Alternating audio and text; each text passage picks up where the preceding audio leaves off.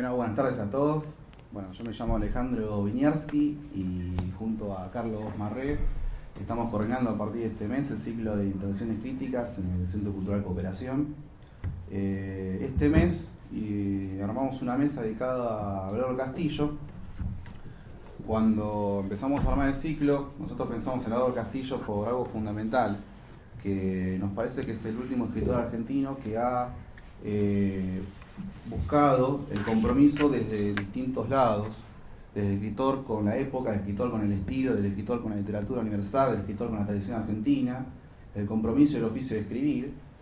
Y vemos que eso está reflejado en toda su obra y como que nosotros nos inquieta o lo volvemos como una problemática de hoy en día cómo sigue la narrativa argentina. Y creo que la obra de Abelardo nos permite pensar no solamente la parte narrativa, la parte del cuento, las otras puertas, los cuentos crueles, crónica inicial, que tiene sed, sino de ver desde lo que él hizo de las revistas literarias con el Caballo de Oro y lo que tenemos a mano en sus ensayos de ser escritor y desconsideraciones.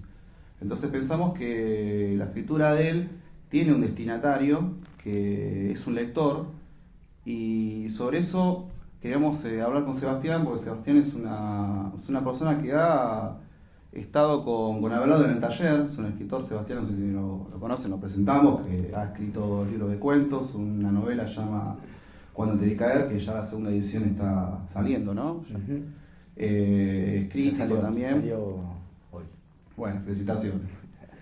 Y además, bueno, escribe en Página 12, en Solvento Radar, y un poco lo queremos charlar a partir de lo que fue tu contacto con la obra de Abelardo, cuando vos lo leíste, cuando empezaste a leerlo.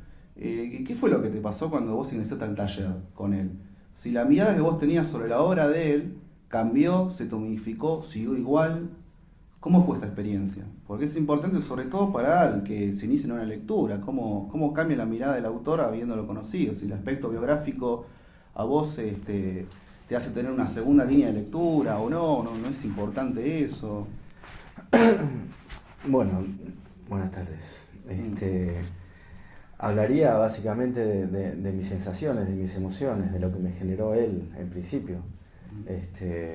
Vos me preguntabas cómo llegué yo a Abelardo. Sí. Esa fue tu primera pregunta. Claro. Y yo tenía 20 años cuando lo leo por primera vez. Lo leo a partir de una mujer, la cosa que suele suceder bastante, ¿no?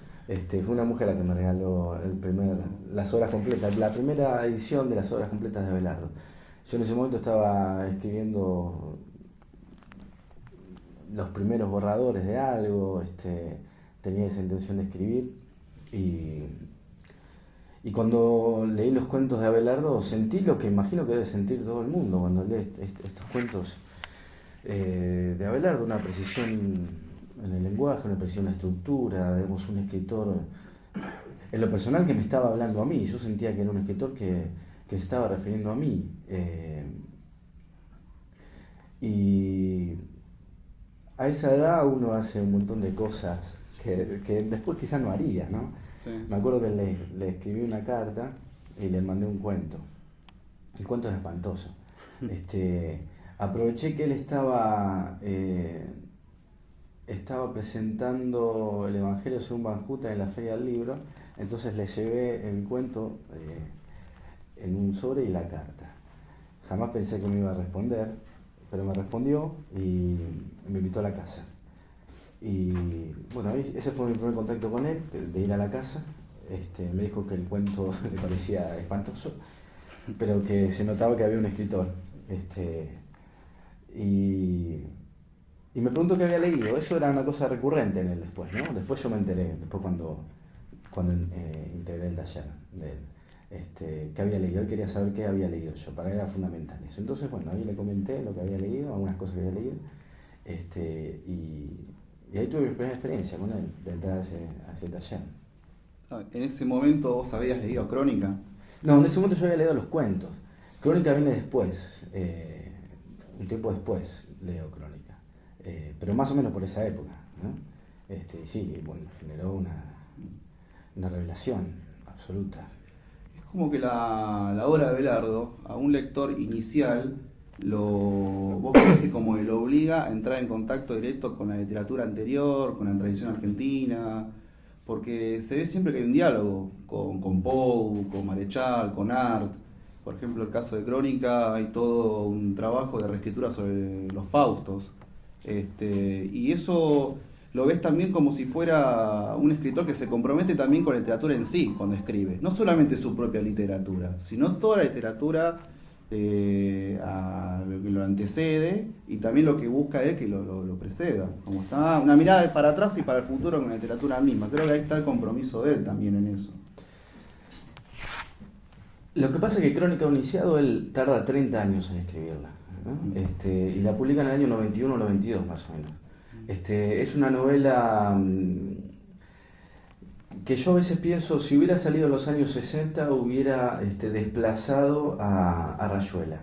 Rayuela desplaza Sobreres y tumbas de Sábato. Y yo creo que Crónica de un Iniciado hubiera desplazado a Rayuela, pero eso no podía ser. Y no podía ser por varios sentidos. En principio porque Abelardo Castillo lo que hace es cerrar en su literatura, como también lo ha hecho Borges, ¿no? Pensemos en biografía de Teodoro Isidoro Cruz, pensemos en poemas donde Borges cierra tradiciones literarias, y en Abelardo hay un cierre literario. Por un lado, estoy pensando en Marechal, estoy pensando en Cortázar, en Art, estoy pensando en el Pacto Fáustico, que es, digamos, el eje central de esa novela, pero a mí lo que me resulta fascinante de Crónica de un Iniciado es el trabajo del lenguaje, lo que él logra a través del lenguaje, acceder a lo que a mi criterio sería la radiografía espiritual de un poeta, ¿no? Hay una relación entre el lenguaje y la realidad donde él logra anteponerse a aquello que experimentaría un artista en relación a lo real. Y eso lo traduce en niveles de poesía en Crónica.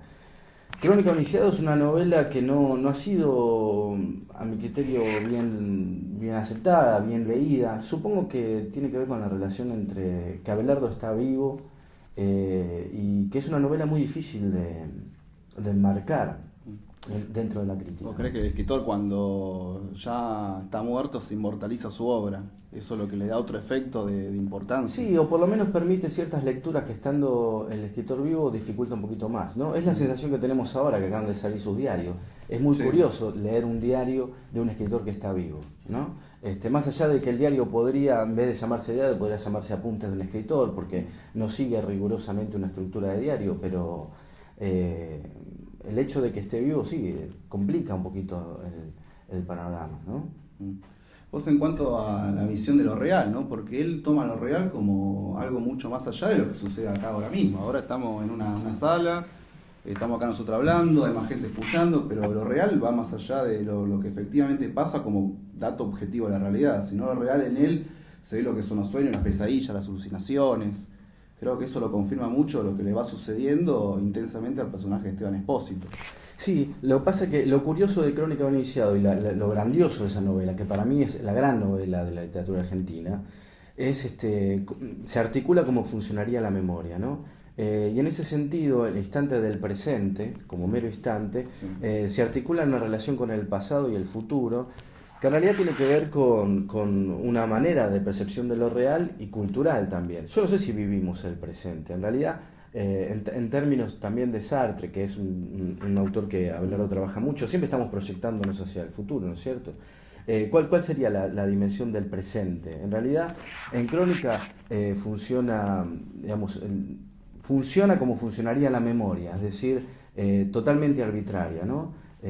Resignificar algunas cosas, aquellas cosas que nos sucedieron, que nos hicieron mal, las traemos al presente y nos hacen bien, o lo que nos hizo bien en el pasado, la traemos al presente y nos hace mal. Es decir, hay una articulación del tiempo que opera como opera la memoria, en sentido completamente arbitraria, ¿no? Y en ese sentido me parece que está pero eso sería un costado dentro de Crónica, ¿no? Después tenés otros lados, donde hay una síntesis de la literatura, donde hay una tradición con Dostoyevsky, con Thomas Mann, donde hay una lectura dialógica, diría, en términos de Bakhtin, ¿no? Y en ese sentido a mí me parece fundamental el concepto de lo que sería lo original, ¿no? Enmarcado, digo, porque Castillo es un autor que es muy difícil de enmarcar incluso para los escritores contemporáneos, donde ha recibido algunas críticas por el hecho de ser un escritor tradicionalista.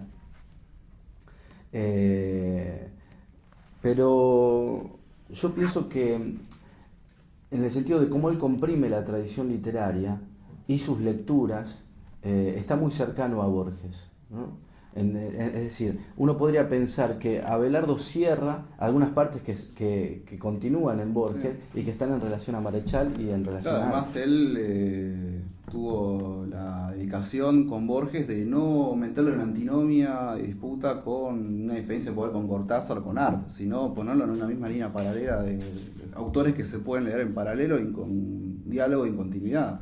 No enfrentarlos porque Cortázar estaba radicado en Francia o porque tenía un compromiso con las luchas sociales y políticas revolucionarias en esas décadas. Bueno, ellos tienen digamos, tienen un cruce, ¿no? A partir de un texto que escribe Liliana Hecker en El Escarabajo, sí, con Cortázar, a partir de si el escritor debía comprometerse o no debía comprometerse con su literatura.